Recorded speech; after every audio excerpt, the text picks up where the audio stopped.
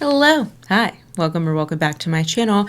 My name is Rachel and you do not need to adjust your screens. I did my hair today, and also we're channeling news anchor realness, okay? Because today we're going to be talking about Pinterest predicts 2023. So if that sounds good to you, hope you'll stick around and hang out, and let's dive into some trends.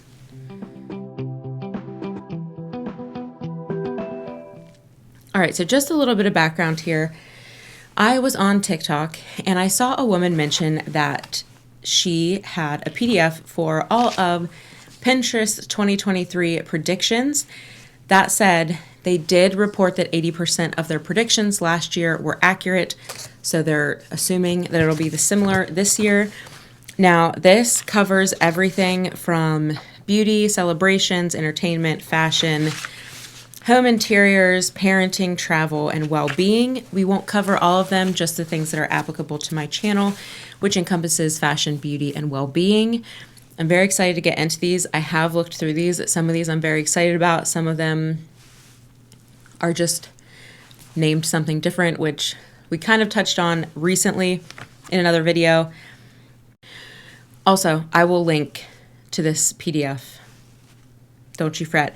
And I forgot to add, obviously Pinterest is pulling this from their SEO searches and what's being pinned the most. And with that said, the first beauty item is crown care. They're saying this is time to go back to your roots. Gen X and boomers will prioritize skinification, a focus on the scalp and crown of your hair this year. Which is super interesting to me that they mention Gen X and boomers and just completely miss the generations in between those two. But it says they are predicting scalp massage techniques will be up 55%, clean scalp 55%, scalp treatment for dry scalp 70%, natural hair mask for growth 80%, clean scalp buildup 45%. So these are like massive increases, although I will say in other categories there's a lot more. I'm very excited about this trend as someone who suffers from acne on my scalp. I'm hoping that we see products coming out that directly impact that, because you see a lot for dandruff. I don't see as much for acne, and sensitive scalps are a real thing. I know I've talked to a lot of you guys in the comments and you struggle with similar things. I love that this scalp massage techniques is going to be in, because count me in. I literally force my husband to play with my hair and he loves it, but that's one of my favorite things. Clean scalp and treatment for dry scalp, I'm super interested in, because I know there's products for dry scalp, but sometimes it leans too heavy. So I really hope with this trend we see some like acne care or like hydrating without being comedogenic on the scalp. So I'm very excited about that one. The next one under beauty is Gemini hair. And it says, Geminis don't have to choose. Your hair shouldn't have to either. Gen Z and millennials will mix natural hues with bright purples, blues, and pinks. And they have a list of colors that they think are going to be trending. Blue and black braids is up 215%. Lavender and blonde hair up 150%. Pink and lavender is up 345%, which is wild. Those colors are beautiful together. Then brown to pink balayage is up 280, and multi-tone hair color is 135%. Can I just say, as an astrology lover, I love that we're naming this Gemini hair. That is so cool. I feel like this is almost somewhat of an homage to scene hair. There was a lot of two tones there, but also like that skunk stripe, you know what I mean? Always wanted that hair and never could have it. I'm always here for mixing colors. I love that it's a focus on two. I'm interested to see if it's going to fall into like the ombre looks, or if it's going to stay like very clear cut two tones. Because I mean, there's one in here with the balayage. But I'm curious to see how this turns out and if these color predictions are right, because there's a lot of colors left out of here. I'm not seeing any red at all, and I love vibrant red hair. Then moving into micro makeovers. They say that this is beauty that's going small this year. Millennials and Gen Z will favor bob haircuts and short French manis over long locks and acrylic nails. Big beauty comes in small packages. So it's interesting because I'm already seeing the the nail trends going back to like that clean French manicure. I will probably stick with my typical nails, which I don't have acrylic, I have hard gel. I feel like acrylic, there's still a lot of acrylic artists out there that are fabulous, and there's nothing bad about acrylic nails, but in my area at least, there's been a massive change over to hard gel or builder gel for the past few years, honestly, even away from dip powder. So, I mean, this makes sense to me, but it's funny to me that we're going to bob haircuts. I don't really see that as a micro makeover or like a small thing. Like, I get the length is smaller, but a bob is usually like pretty impactful look, if that makes sense, because you're kind of married to styling it and it's kind of right in your face at that length. Whereas when you have longer hair, you can do a lot more stuff with it, etc. But they say French nails is up to 35%. The bob haircut is up 550%. And these are search term, like the amount of searches. Micro bangs are up 110%, which honestly, what are micro bangs? Short bangs, or are they talking about like curtain bangs? Let me know. Short stiletto nails, that's typically what I get. I do between an almond and a stiletto. That's up 80%, and short braid hairstyles is up 45%, which I'm assuming that as that bob haircut goes up, we're going to see all of these like short hairstyle searches go up as well. But yeah, super interesting. Short bobs. Were they ever out? All right. And surprisingly, that's all they have for beauty, which I'm like shocked by. I don't really know what the trends are going to be. I'm not someone who like really keeps up on trends. I'm not necessarily a trendy person. I end up just buying or doing what I like. If it happens to be something that I've been seeing a lot or I've subconsciously taken in a trend, fine, but I'm not like actively seeking out trends, if you know what I mean. So since that's it for beauty, yeah, I'm like shocked by that. 3 predictions. I feel like they could have gone in a little more. I know a lot of people look to Pinterest for makeup looks. But let's get into entertainment. And I'm going to do entertainment because I think it's going to tie into beauty and fashion. I mean, those things have always been interlinked with each other. They only have one for entertainment, and it's all the raves. Rave culture will reign in the year ahead. Gen Z and millennials are bouncing back from over 2 years in lockdown, bringing back techno-style rave fashion and house music with them. So the gist is, we've been bored for 2 years, let's rave. Do you know what I mean? So house music outfits are up 185%, Berlin rave fashion up 250%, rave party aesthetic up 35%, techno style up 60%, and music mixer up 115%. I'm not going to be pretending that I know what music mixer is. Like, the first thing that comes to mind is that graphic that used to be on computers that, like, moved with the sound. Is that what a music mixer is? I could use that for some inspo, you know what I mean? I think this is going to be fun. That's why I think they missed a lot of colors in that Gemini hair prediction, because it made no mention of neons. Really, it was like soft colors except for the blue and black braids. I think they're missing some. I'll be curious to revisit this at the end of 2023 to see, but I'm here for this. I feel like if I had to give techno rave, I personally wouldn't go techno rave as much as I would go xenon from the 21st century. I know that that's more like outer space style, but I feel like there was like a techno rave flair thrown in there. So that's how I would adapt this, but I'm kind of excited to see where this goes, because we have been kind of on like a more posh path, I think. Like, to me, it was like everyone was in leggings for 2 years, and now on the runways you see suiting and more polished things, but maybe it's just the brands that I follow. So we shall see. Then in fashion, Airy styles. So it says that this year will be filled with lace, tulle, ruffles, shimmer. It's ethereal, details for all, no matter how you identify. I really like that. So we have the shimmery dresses up 365%, lace top long sleeve up 225%, tulle sleeves up 65%, ruffle shirts for men up 95%, and sheer pant outfits 70%. The sheer pant outfits is so interesting to me because it's basically like pantyhose.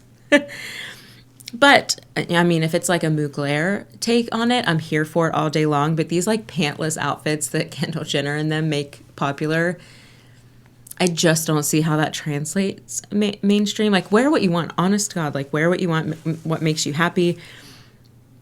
Not for me. Not for me. Shimmery dress, I am here for, though. And honestly, lace long top sleeves.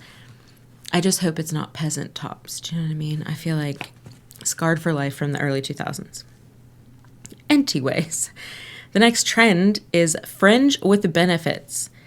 It'll be all about fringe on this year's runway. Gen X and millennials will trade in their typical tassels for free swinging fringed outfits, dresses, and jackets. Love me some fringe. I could maybe see how this ties into raves, but if you just took like raves, airy, and fringe, that could be something really like a techno fancy cowgirl, or cowboy, whichever, or cow them, any. But I'm saying that could be really cool. But the next one is rom-com core. So it's saying Gen Z and millennials will romanticize their closets with slip dresses, tube tops, cargo pants, in the new kind of meet cute inspired by your favorite 2000s rom-com. I've actually seen a couple videos where creators are taking inspiration from their favorite rom-coms or movies in general and making either the same exact outfit or an outfit inspired by, and I love it.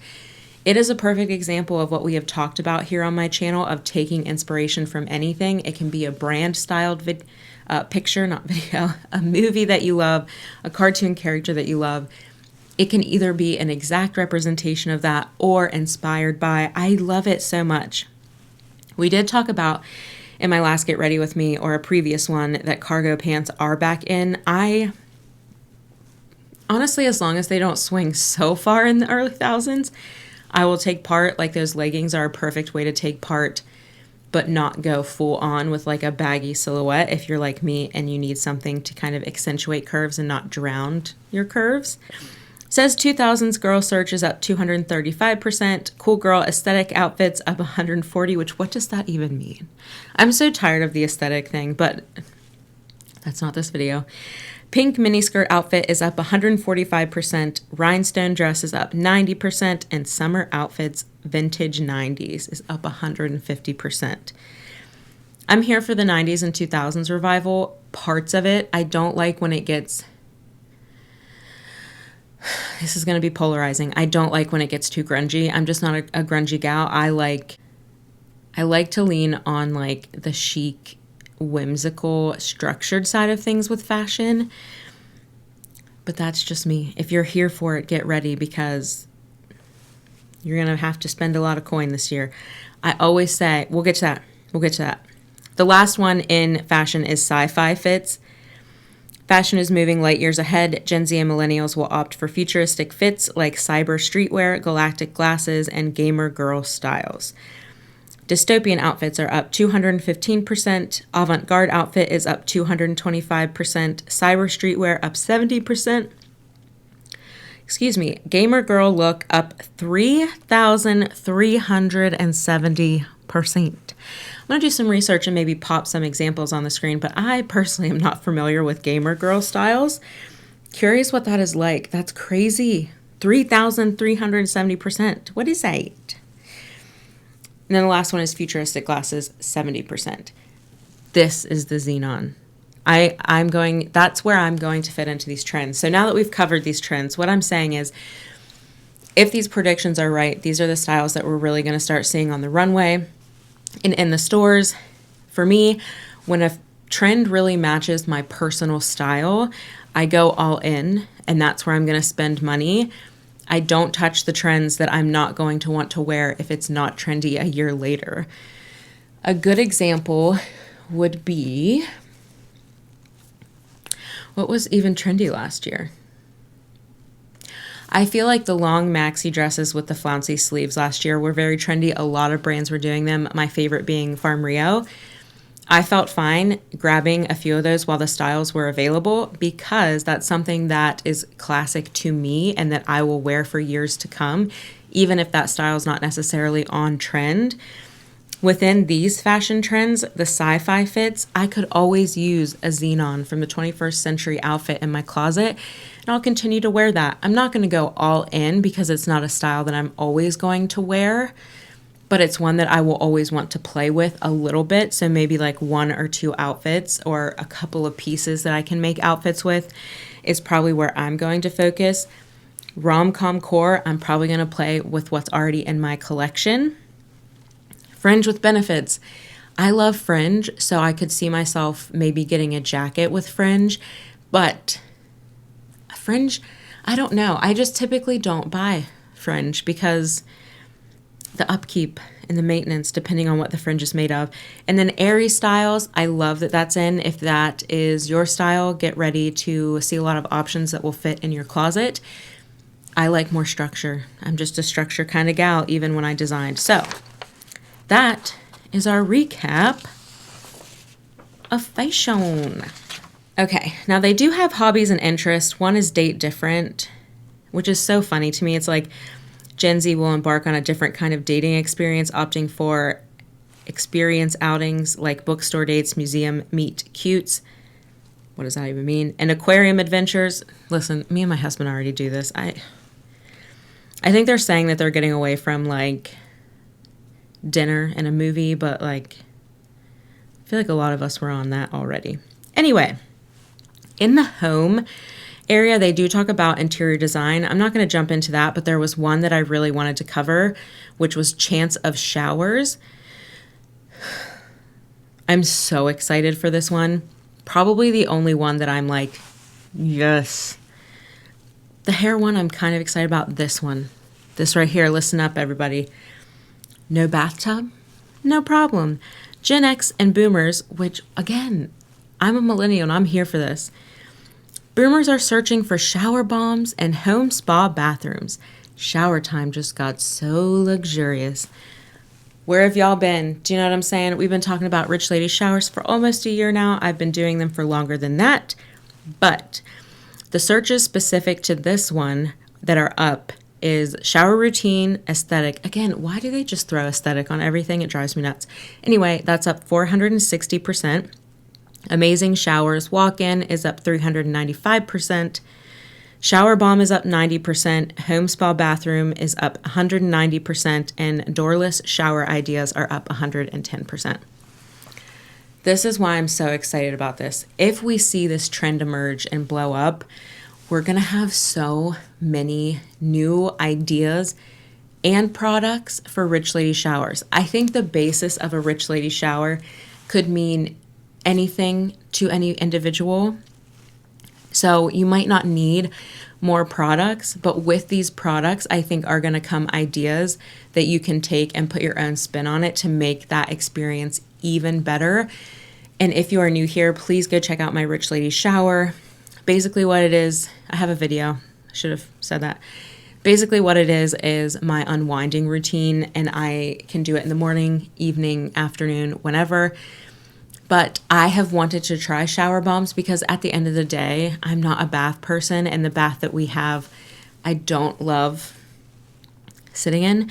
So I'm so excited for this. Everyone, if you like rich lady showers, I know a few of you really understand where I'm coming from with that and also enjoy them. Get ready. We're going to have to keep a very close eye on this trend. Very close. Moving into our last category that we'll cover today. Again, I will link to the PDF down below. I highly encourage you to go check it out. Some of them are really interesting under parenting and home interiors, and there's more than that, but definitely go check it out. There's 2 more categories under well-being. One is now processing. Gen Z and millennials are seeking alternatives to talk therapy like expressive art, music therapy, and art journaling as new creative ways to work on themselves. So writing therapy is up 1,840%. Expressive art therapy is up 120%. Music therapy up 30%. Journal writing prompt therapy up 220%. and art journal therapy up 3,755%. I have thoughts about this. As someone who struggles with anxiety and mental health, who has been in and out of counseling and therapy since I was 17 years old, I think this is cool. This definitely shows that a lot of people are aware or self-aware enough that they're seeking ways to better themselves, better their mental health. But I have a problem with this being trendy because part of me feels like Gen Z and millennials are turning to these creative outlets, which should not be knocked whatsoever. I think there's scientific proof that things like painting and stuff are very beneficial for mental health. And I think especially if you're a creative person, it is of utmost importance for you to be able to practice that creativity and get that creativity out. It's a lot of kind of like energy releasing, if you will. But part of me thinks that this is trending because it is so very difficult to even get into a psychiatrist or a therapist because they're so busy with already existing clients.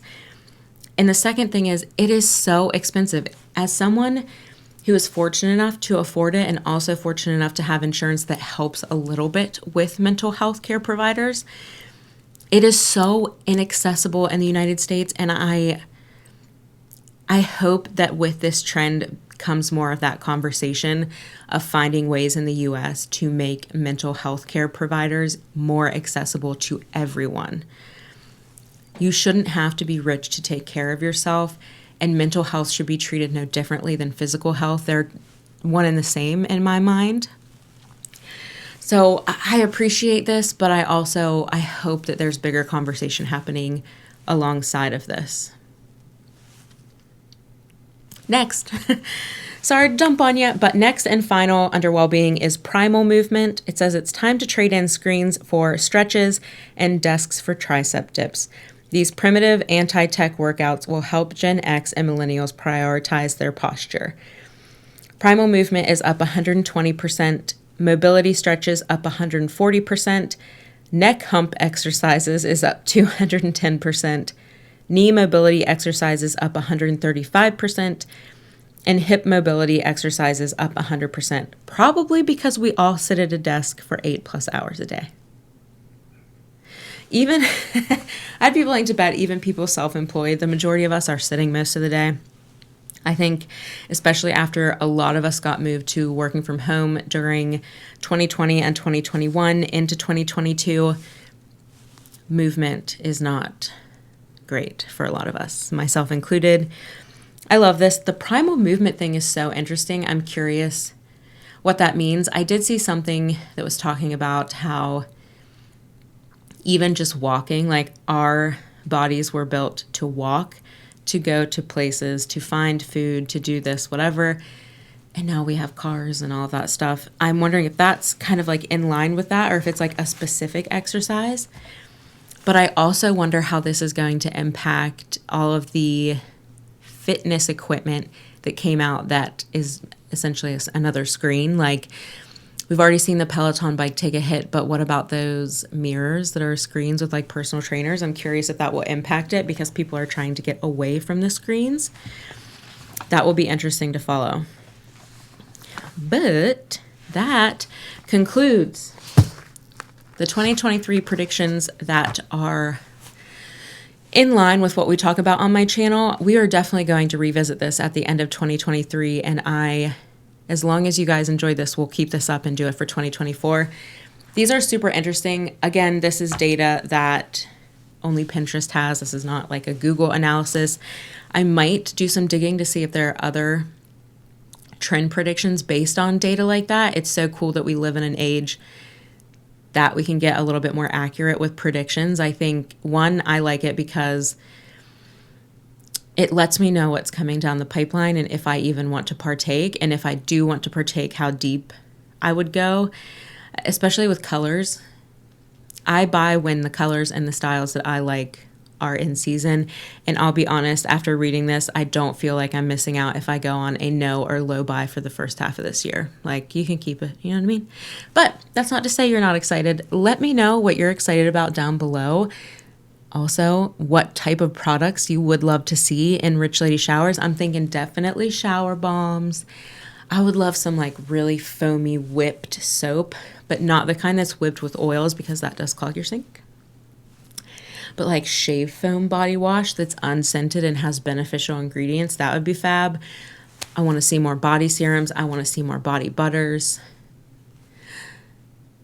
I feel like this trend is going to stretch beyond what I even can think of because I know what my routine is like.